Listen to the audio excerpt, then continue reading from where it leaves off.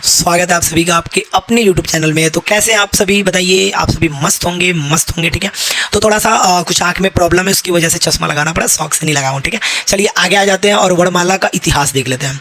देखिए वर्णमाला में हमने पढ़ा था टोटल बात, मैंने स्वर का टोटल बात आपको पढ़ा दिया था कि स्वर कहाँ से निकलते हैं, उनकी ध्वनियाँ कहाँ से निकलती हैं ठीक है। आज हम जानने वाले व्यंजन के बारे में। किसके बारे में? व्यंजन के बारे में। व्यंजन के बारे में सबसे पहले आपको बता दूं कि व्यंजन किसे कहते हैं। तो वर्णों के, देखिएगा वर्णों के मेल से ही ना व्यंजन बनता है। वर्णों के मेल से व्यंजन बनता है। मतलब जैसे अ मतलब दे दिया जाए तो क आ रहा है ना, क आ रहा है, का आ रहा है, की ई आ रहा है, मतलब उसमें छुपा होता है ठीक है। तो क का की के कू के ये सब जो बन रहा है, इस सब में कौन छुपा है? स्वर। थोड़ा सा देख लेते हैं और अच्छे समझ लेते हैं इसको ठीक है। तो सबसे पहले तो मैं बता दूं, जो भी मैं ये पढ़ाने वाला मोस्ट इंपॉर्टेंट है यूपी पुलिस के लिए, है ना। चलिए, तो यूपी पुलिस के लिए मोस्ट इंपॉर्टेंट क्या है? वर्णों में सुव्यवस्थित समूह को वर्णमाला कहा जाता है। वर्ण की सबसे छोटी ध्वनि होती है, छोटी ध्वनि होती है जो कानों को सुनाई देती है ठीक है। अब देखिए, वर्ण का दूसरा नाम अक्षर भी होता है, तो अक्षर भी पूछ देगा आपसे ठीक है। और हिंदी भाषा की लिपि जो है वो देवनागरी है। देवनागरी लिपि ब्राह्मी लिपि से हुआ है, ब्राह्मी लिपि से शुरुआत हुआ, इसका उद्भव हुआ है।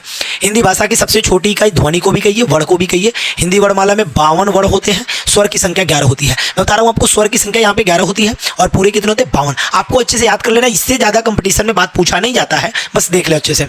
देखिए स्वर किसे कहते हैं? तो जिन वर्णों का उच्चारण बिना किसी अवरोध के, बिना किसी दूसरे वर्ण की सहायता से होता है, वो स्वर होता है। कौन होता है? 11 होता है। इसके बारे में जस्ट वीडियो आप पहले देख लीजिएगा, हिंदी का वीडियो लिखा गया स्वर, थंबनेल आपका इसके वीडियो, इसका इसमें लिंक मैं डिस्क्रिप्शन बॉक्स में डाल दूंगा उस वीडियो का ठीक है। अभी देखिए, तो ये सारे हो गए भाई, अ से लेकर ओ तक, क्योंकि दो होते हैं ना अंग और अह वाले, तो ये दोनों जो है, एक होता है अनुस्वार और एक होता है विसर्ग ठीक है। तो बाकी ये आपके हो गए। इसके बारे में टोटल मैंने आपको पढ़ा रखा है, टोटल बात बता दिया है। अब हम आज जो पढ़ने वाले हैं वो मुख्य रूप से हम आज व्यंजन की ही चर्चा करने वाले हैं और व्यंजन पे ही है। मैं बता दूं आपको कि इससे ज़्यादा इंपॉर्टेंट आपको पेपर में नहीं मिल सकता है।